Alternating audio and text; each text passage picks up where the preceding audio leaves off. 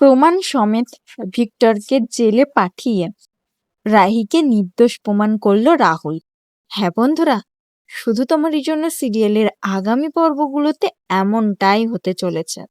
দূরে যেতে গিয়েও তারা দুজনে যেন আরো কাছাকাছি চলে আসে। অপরদিকে তিতলি ভালো হওয়ার নাটক করে, আবার অন্যদিকে ভিক্টর রায়বাড়ির সম্পত্তি হাঁটানোর জন্য ব্যবসার দায়িত্বে হাত লাগায়।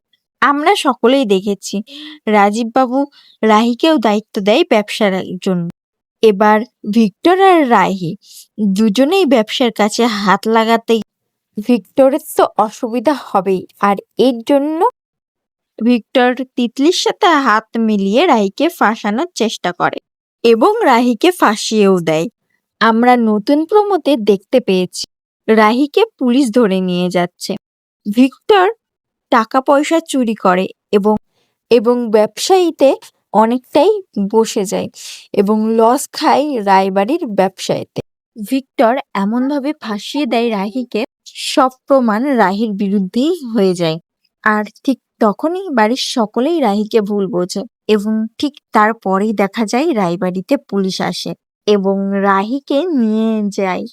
বিশ্বাস করে না কেউ, কিন্তু একমাত্র রাহুলই তাকে বিশ্বাস করে এবং বলে, আমি প্রমাণ করে দেখাবো যে তুমি নির্দোষ।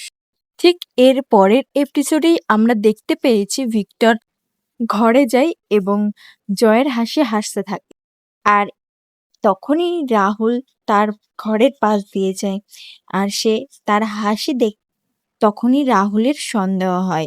হাসতে হাসতে ভিক্টর বলে, রাহি, আমি তোমাকে যেভাবে ফাঁসিয়েছি তুমি এর থেকে আর বাঁচতে পারবে না। এবং অনেকগুলো টাকা লকার থেকে বের করে হাসতে থাকে এবং বলে, আমি তোমাকে ফাঁসিয়েছি, আমি নিজে চুরি করে তোমাকে ফাঁসিয়েছি।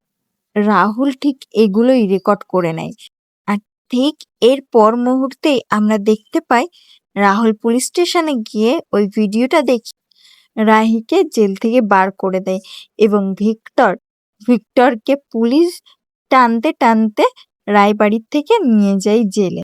তো হ্যাঁ বন্ধুরা, তোমরাও এমন এপিসোড দেখতে চাও তো অবশ্যই কমেন্টে জানিও।